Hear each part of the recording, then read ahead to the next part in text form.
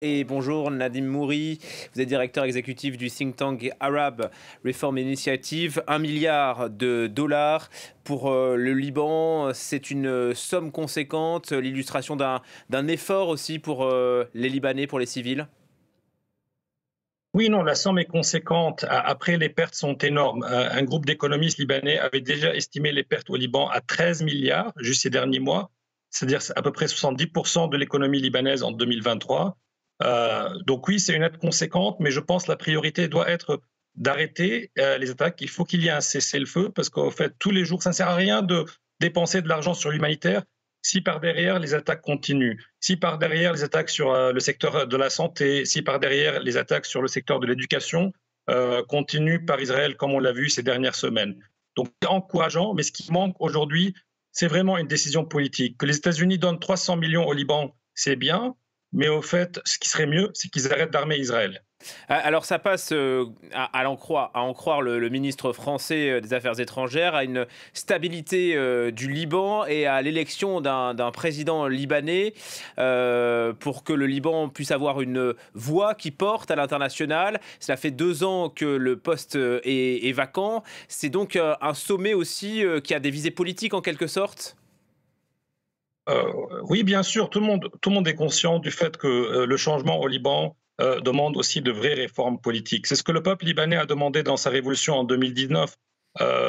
Donc oui, mais ce n'est pas simplement l'élection d'un président. C'est quel est le projet que ce président va porter, quel est le consensus politique à l'intérieur du Liban, mais aussi avec quel soutien international. Là aussi, je pense que, bien sûr, le problème est en première est de la responsabilité des Libanais, mais si la communauté internationale laisse Israël à continuer à attaquer de la manière dont elle l'a fait jusqu'à maintenant, aucun consensus libanais ne peut émerger. Je veux dire, là, on en discute. Hier, il y a eu une attaque sur la ville de Tyr, une ville 3 fois millénaire au Liban, et il y a eu depuis des dizaines de milliers de déplacés en plus. Donc, je pense c'est un point encourageant. Je pense c'est bien que la France continue de parler du Liban, d'essayer de trouver des solutions. Mais je pense ce qu'il nous faut, euh, à la source du problème. On commence par un cessez-le-feu, on commence un vrai projet de refonte politique, bien sûr qui inclura une nouvelle élection de président, mais pas que une réforme du secteur éducatif, de la santé, et qu'on retrouve un vraiment souverain. Heu, Parler de ce cessez-le-feu, bien sûr, c'est le message qui ressort aussi de ce sommet. Comment est-ce qu'on peut évoquer ou envisager un cessez-le-feu entre le Hezbollah et Israël, tant qu'il n'y a pas de cessez-le-feu entre le Hamas et Israël? Est-ce que les 2 vont de pair? Non, plus maintenant.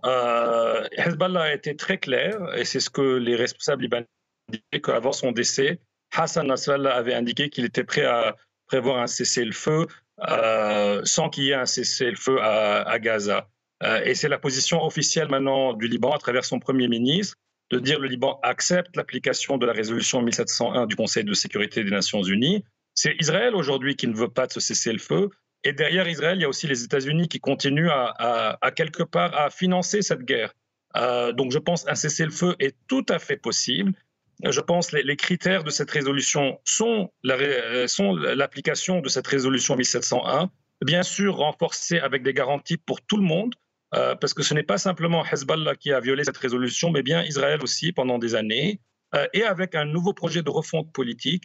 Et je pense, bien sûr, l'aide humanitaire est essentielle aujourd'hui quand on sait qu'il y a plus du quart du pays qui est en train d'être vidé.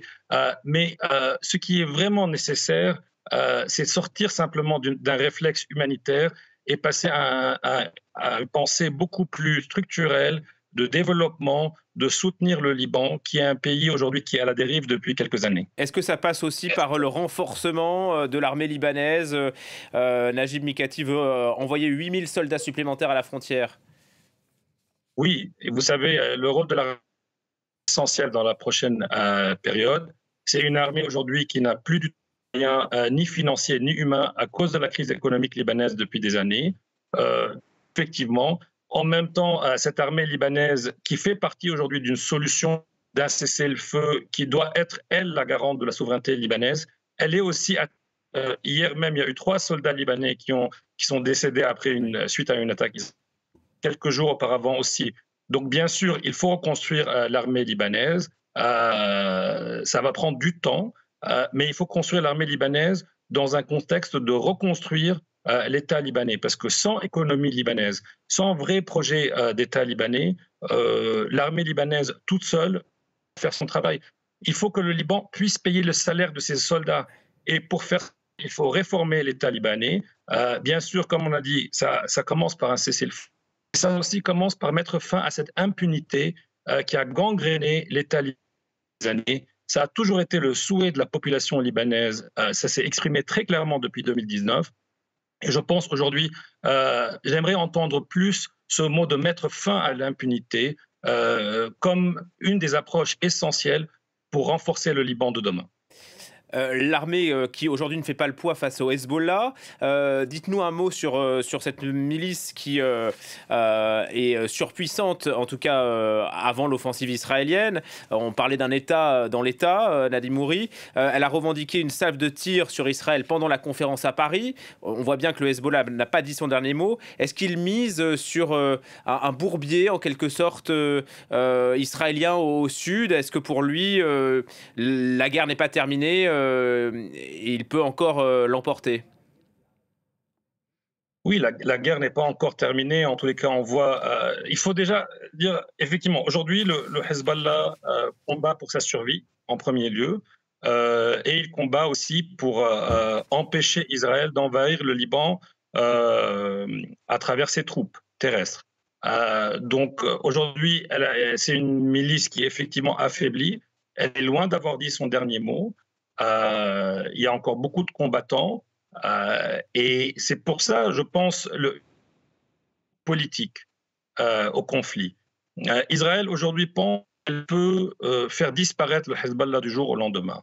Le Hezbollah, bien sûr, mais c'est aussi un grand parti politique libanais aujourd'hui et qui est le représentant principal de la communauté chiite, qui représente au moins un tiers du pays.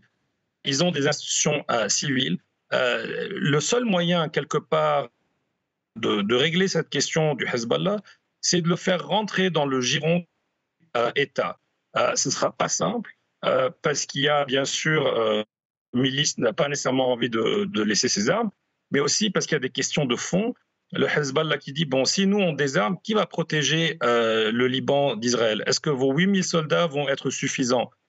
C'est pour ça aujourd'hui, il faut avoir une approche plus conflit. Israël indique toujours qu'elle a des peurs vis-à-vis de ce que Hezbollah représente, mais vous savez, les Libanais aussi ont des peurs existentielles vis-à-vis d'Israël. Israël a envahi le Liban la première fois en 1978, après en 1982, elles sont arrivées jusqu'à... Ils ont détruit à nouveau une bonne partie de la capitale et du sud Liban en 2006. Puis les Libanais regardent une machine de guerre qui détruit tout des ambulances de la Croix-Rouge libanaise, de l'économie, des dizaines de milliers de commerçants qui ont perdu leurs magasins ces derniers mois. Donc je pense qu'il faut que la communauté internationale rétablisse le respect du droit international et permettre au Liban de se relever. Je pense que c'est le souhait de la majorité des Merci Libanais, Nadim dont Mouri. beaucoup de Libanais qui soutiennent le Hezbollah.